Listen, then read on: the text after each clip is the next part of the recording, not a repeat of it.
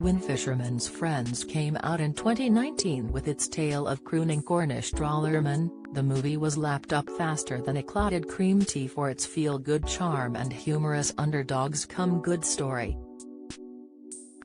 And suave James Purefoy, once touted as the next James Bond, attracted new fans by singing gruff sea shanties in a cable-knit sweater as part of one of the world's oldest boy bands.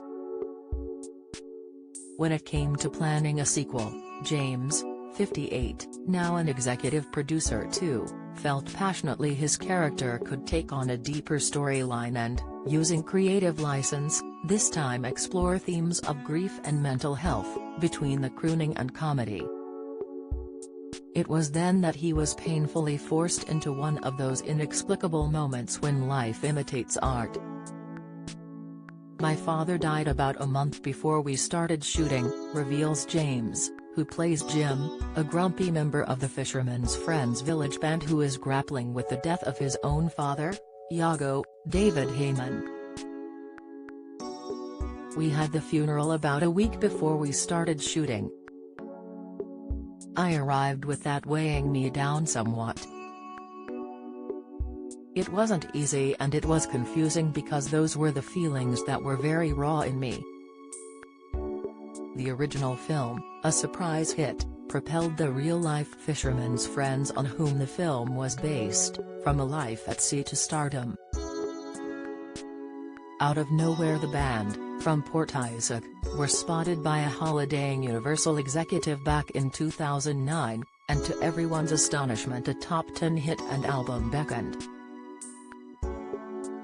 When we speak ahead of the sequel's release on August 19, James is back in the Cornish village on holiday with his wife, director and producer Jessica Adams, and their 3 young children. On the video call he shows me the turquoise Cornish sky through his open window, and, with seagulls filling his heavy pauses, admits the role was incredibly painful at times.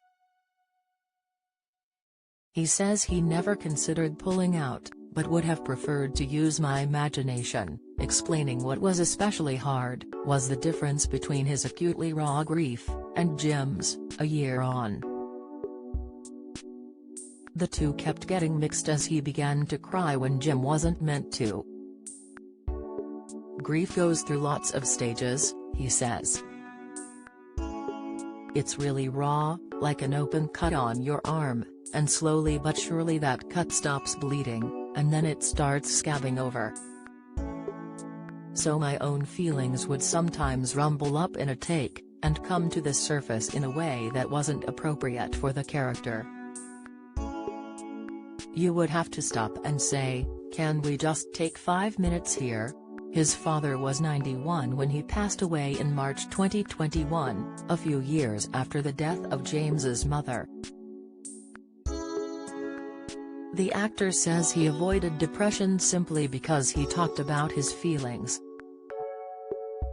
"He learned to do that from his mother and 2 older sisters, the keystones in my life who brought him up. His parents separated when he was just 4 and his dad moved away from their home in Somerset.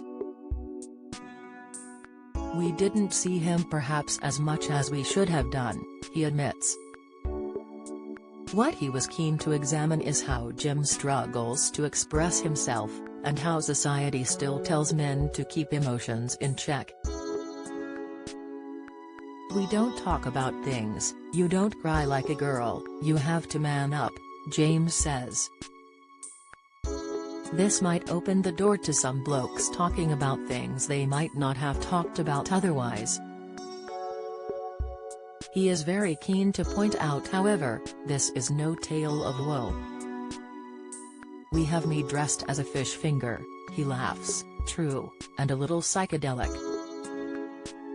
And all the shanties, gags, songs and the sunshine."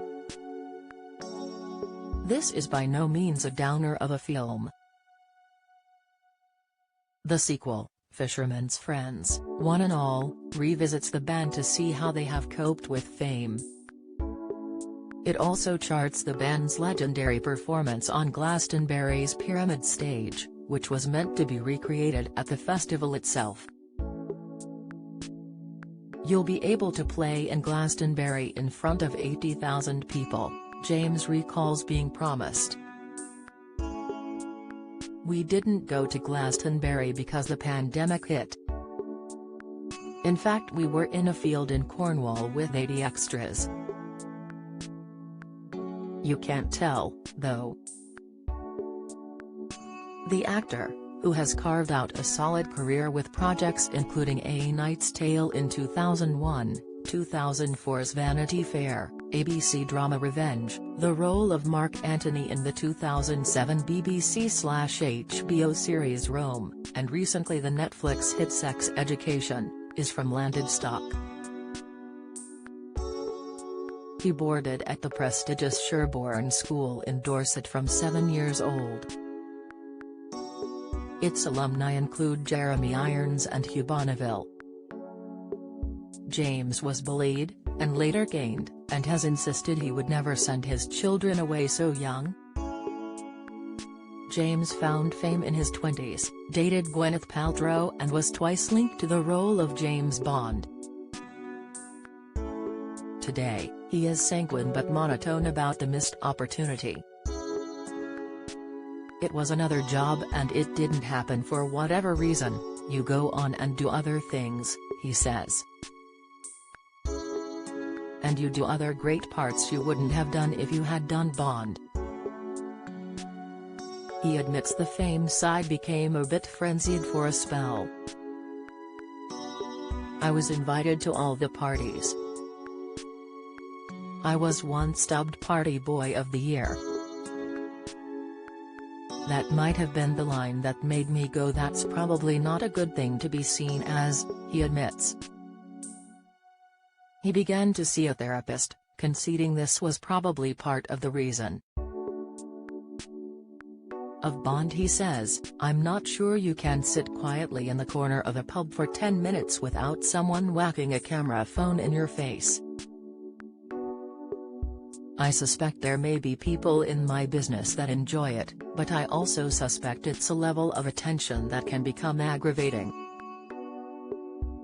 Fame is another theme explored among the Fisherman's friends.